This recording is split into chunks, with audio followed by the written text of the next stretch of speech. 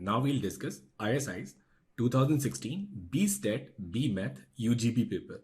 And the first question is, a class has 100 students. Let AI denote the number of friends the ith student has in the class. For each j varies from 0 to 99, let Cj denote the number of students having at least j friends. Then we'll need to show that summation ai from 1 to 100 is equal to summation cj, j varies from 1 to 99. Now, in order to make you understand the fundamental behind this question, I'll take a simple version of this problem. Suppose there are 5 students in the class, A, B, C, D, and E. A, B, C, D, and E. Now, suppose A has 1 friend, B has 2 friends, C has 3 friends, D has 2 friends, and E has 0 friends.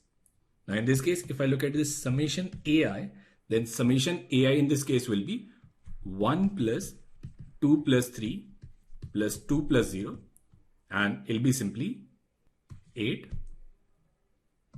And then summation cj will be c1 plus c2 plus c3 plus c4. Now, how many students have 1 or more friends? 4 of them. Now C2, at least 2 friends. So there are 3 cases. At least 3 friends, 1 case. And 4 friends, it is 0. So which again is 8. So this summation ai is equal to summation cj. Now in order to solve this question, what we'll do is, first we'll find number of students having exactly j friends. So the first part of the problem is, we'll find number of students having exactly j friends. And how do we do that? Now cj is number of students having at least j friends. So it'll be, say, nj, nj plus 1, nj plus 2, and it'll go all the way up to n99. And what is cj plus 1? Cj plus 1 will be nj plus 1, nj plus 2, and n99. Now we'll subtract second from first. We'll get nj, which is number of students having exactly j friends, and it'll be given by cj minus cj plus 1. So there'll be exactly nj students who have exactly j friends. Now in order to understand this summation ai and summation cj, what I'll do is I'll take the help of bar graph. Now here on x-axis, I'll mark the students 1, 2, 3, 4 up to 100. And here we'll mark number of friends that they have. Now ith student has ai friends. So first student has a1 friends. And what we'll do is we'll express one friend with 1 unit. So this I, it will have a1 units or a1 blocks. In the same way, for this second student, we'll have a2 number of blocks.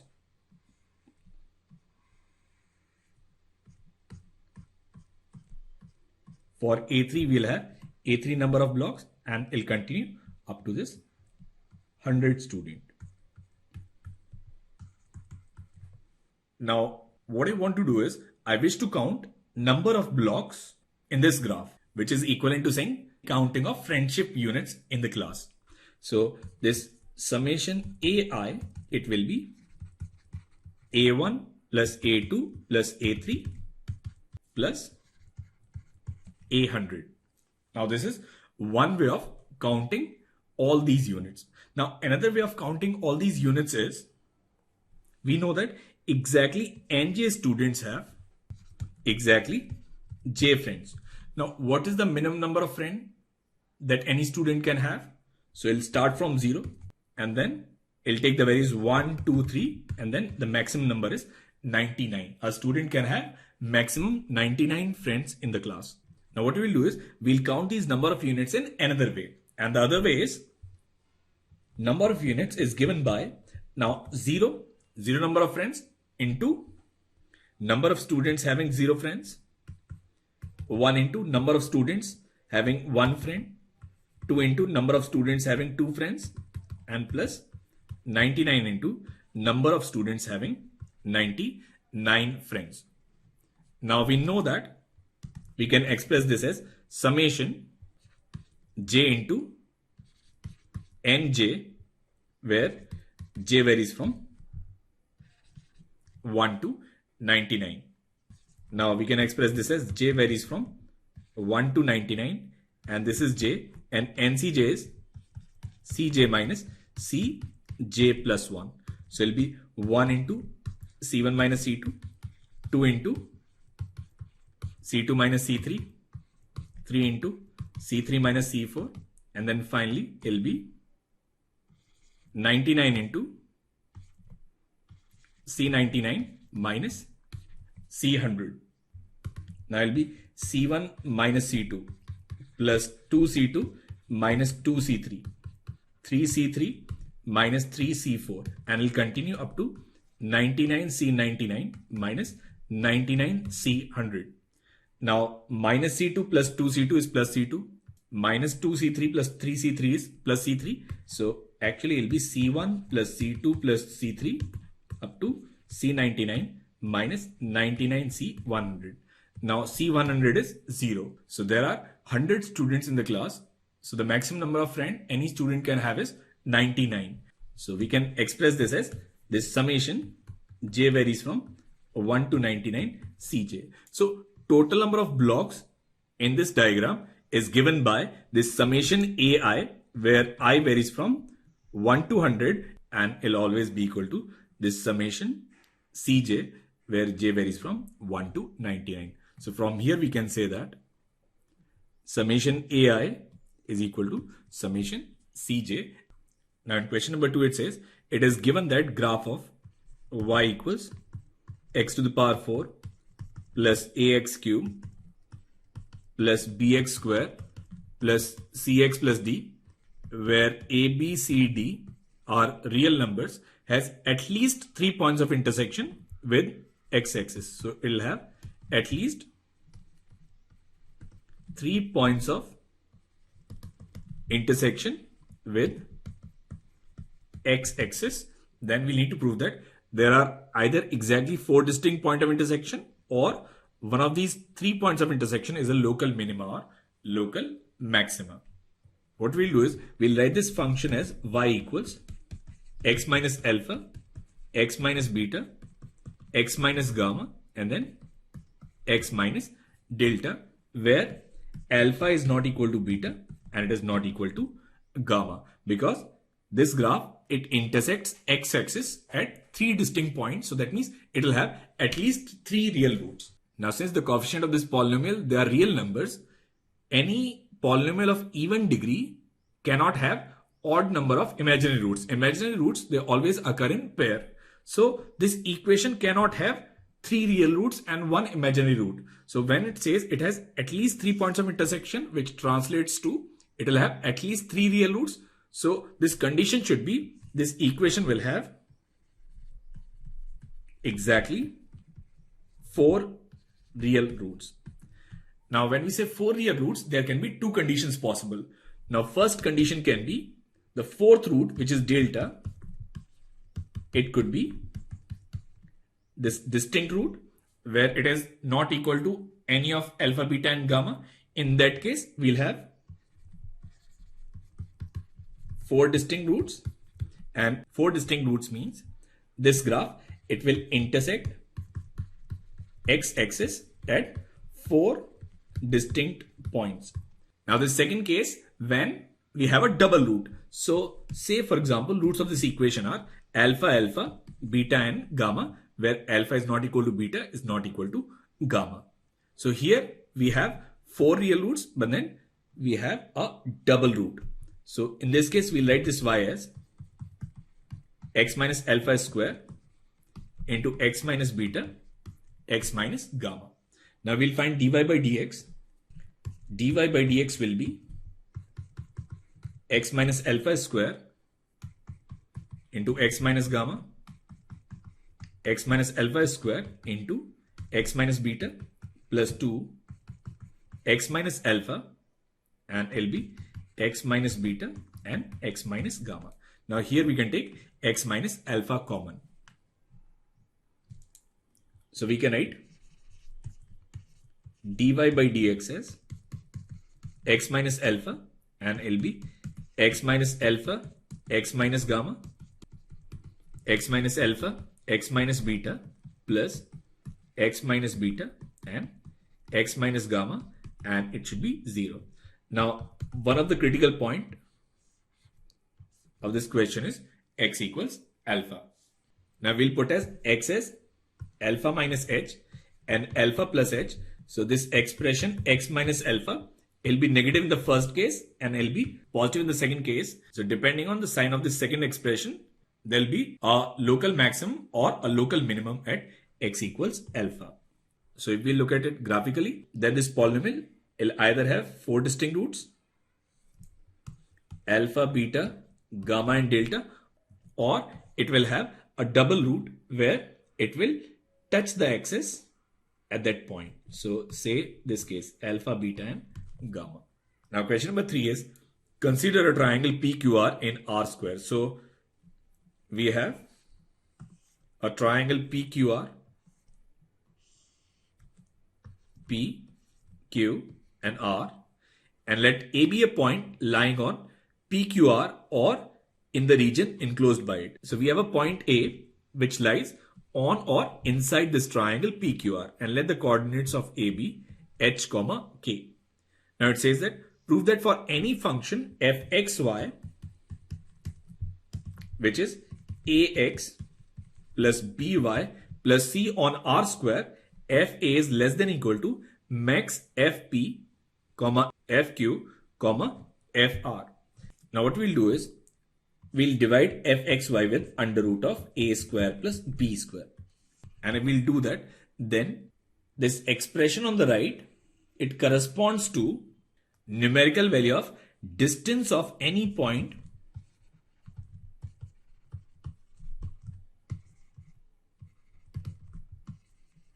from the line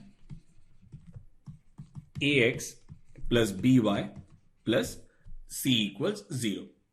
So we'll express this function as dxy. So now we are given any straight line, and it could be any line. Say this is ax plus by plus c equals to 0. Now if we'll find dxy from these 3 points, dxy for PQR will correspond to distance of these points from this line, and dxy for A is distance of this point A from this line. Now since A, it lies on or inside this triangle, then for any point A, this dA, which is dhk, will always be less than or equal to at least 1 of dpqr. So it should be less than at least 1 of dp, dq and dr, or another way of saying it is dA is less than equal to maximum of dp, dq and dr. Now dxy is fxy upon under root a square plus b square. So we can write this as fa upon under root of a square plus b square is less than equal to max of fp upon under root of a square plus b square, fq upon under root of a square plus b square, and fr upon under root of a square plus b square. Now we can cancel this a square plus b square, and then we'll have our result, which is fa is less than equal to maximum of fp, fq and fr. And mind it, in this question, when we say it is dA, we are taking the numerical value of this distance. So it could be positive as well as it could be negative.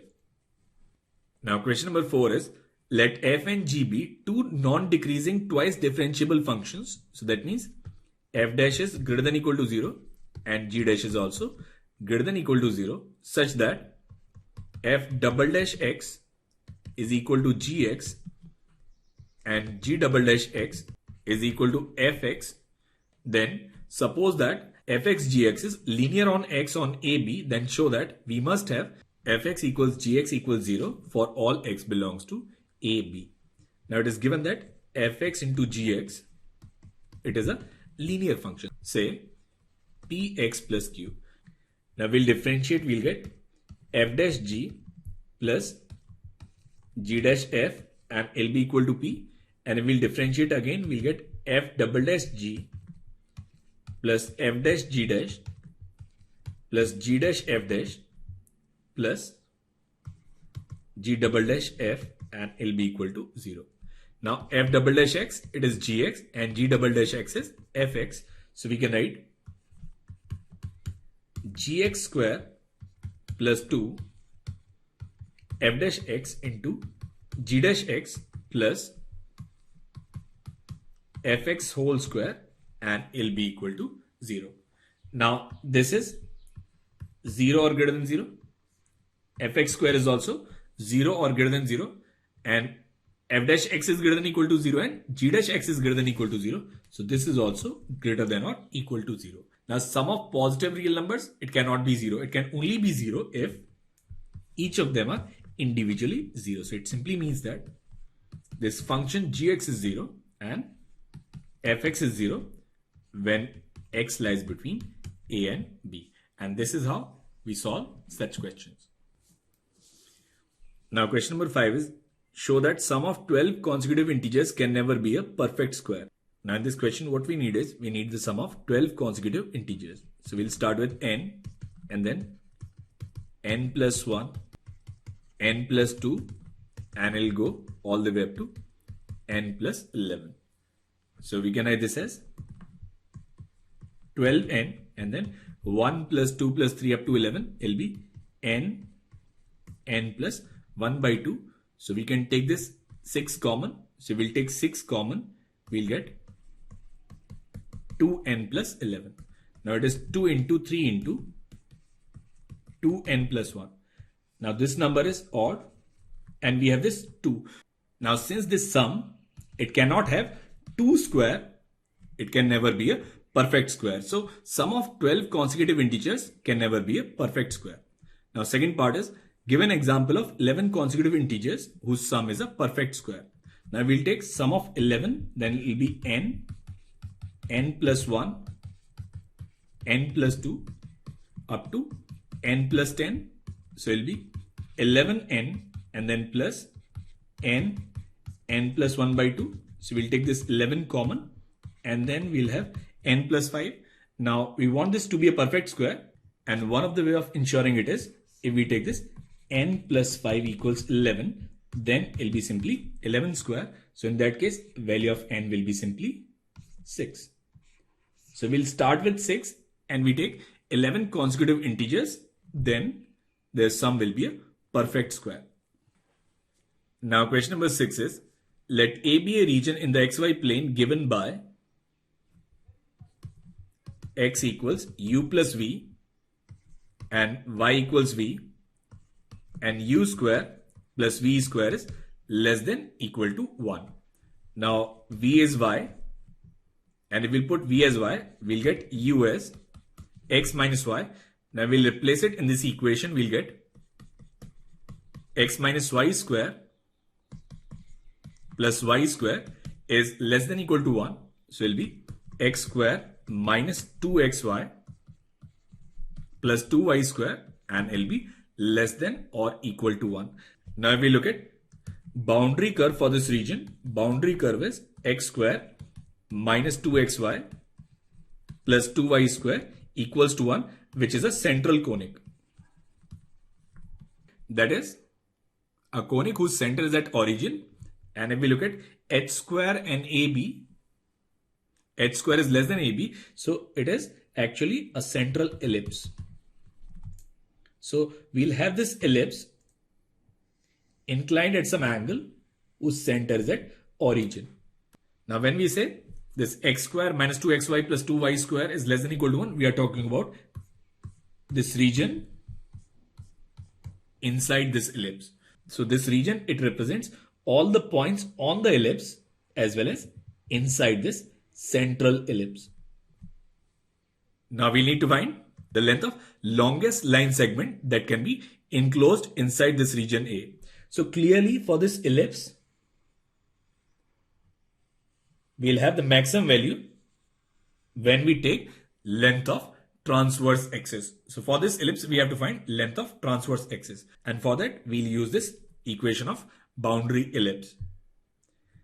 Now, let us take this point as r cos theta and r sin theta, where r is distance of the point from origin.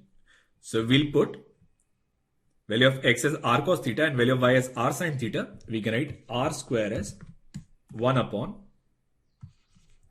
cos square theta minus 2 sin theta cos theta plus 2 sin square theta. Now we need to find maximum value of r.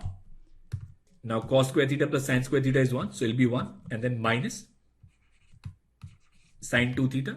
Now here we'll have sin square theta, and sin square theta will be 1 minus cos 2 theta upon 2. So we can write this r square as 2 upon 3 minus 2 sin 2 theta plus cos 2 theta. Now we know that 2 sin 2 theta plus cos 2 theta will always be greater than equal to minus under root 5 and less than equal to plus under root 5. Now this value r, it will be maximum when this denominator is minimum, and this denominator is minimum when we take maximum value of 2 sin 2 theta plus cos 2 theta, which is under root 5. So this r square maximum is 2 upon 3 minus under root 5, and if we'll rationalize, we can write this as 2 minus 3 upon root 5 into 3 plus root 5 upon 3 plus root 5. So it'll be 3 plus under root 5 by 2. So maximum value of this r from origin will be under root of 3 plus under root 5 by 2. Now length of transverse axis will be twice this distance. So the maximum length of line segment which can be inscribed in this region, it will be 2 into under root of 3 plus under root 5 by 2. And that is the answer to this question. Now question number 7 is, this function f from 0 to infinite to r be a non-decreasing continuous function. So we have this non-decreasing continuous function f, and then in the region x, y and z, where x is greater than or equal to 0 but less than y, which is less than z. So we have 3 points x, y and z. So let this be x, let this be y, and let this be z.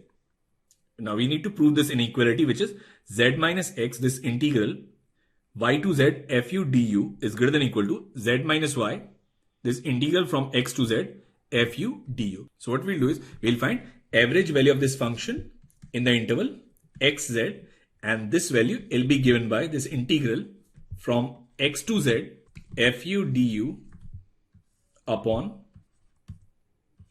z minus x. Now what we'll also do is we'll find average value of this function in this interval from y to z. Will be this integral from y to z fu du upon z minus y. Now we look at average value of the function in this interval fxz. We can write fxz, it will be average value in xy plus average value in yz divided by 2. Now since it is an increasing function, fxy is always less than or equal to fyz. So from here we can say fxz is always less than or equal to fyz. Now if we'll put the value of fxz, it'll be this integral from x to z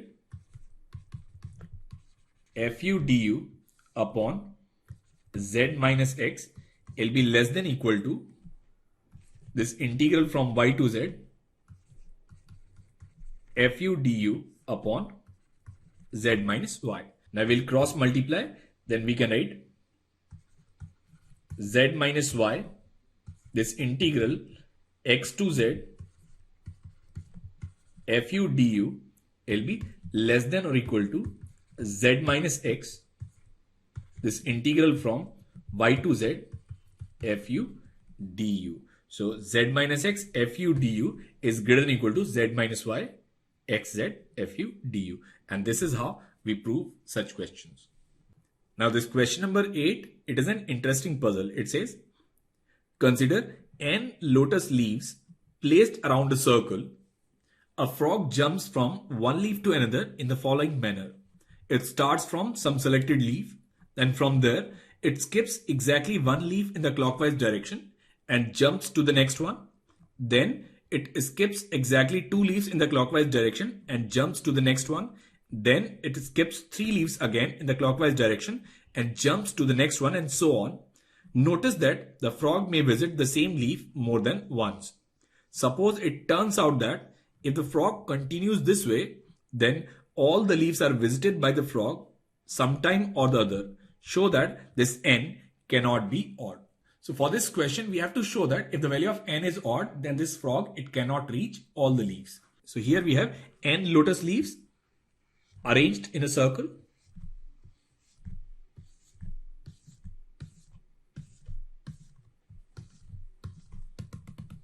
Now suppose frog starts from any one leaf, and let us name this leaf as leaf 0.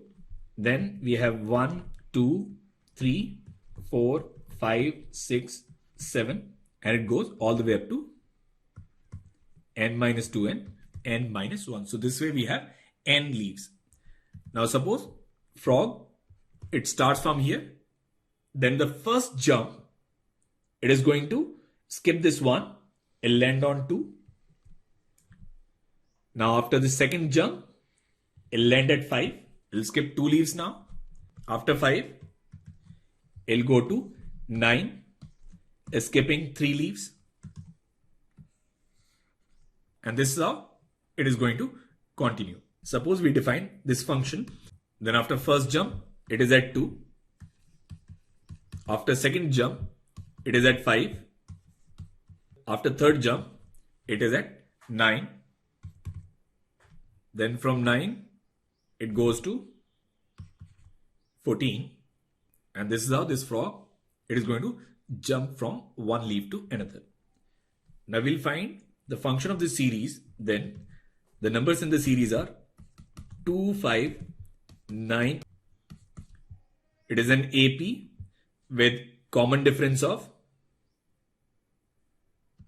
3. Here common difference is 4. Here common difference is 5. Now difference of difference is 1. So general term for this series, it'll be a quadratic function. So it'll be an square plus bn plus c. Now we'll put n as 1. We'll get first term a plus b plus c, and it'll be simply 2. If we'll put n as 2, we'll get 4a plus 2b plus c. It'll be our second term 5. And then if we'll put n as 3, we'll get third term 9a plus 3b plus c, and it'll be 9. Now we'll subtract second from third. It'll be 5a plus b, it'll be 4, and then we'll subtract first from second. It'll be 3a plus b, it'll be 3.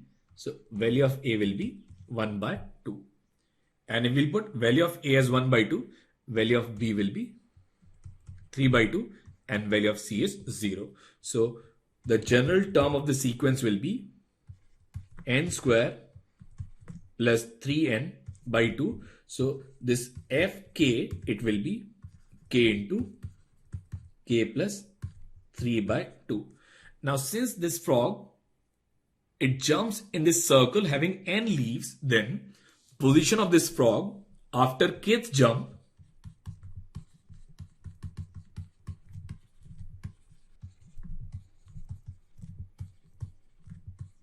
it'll be given by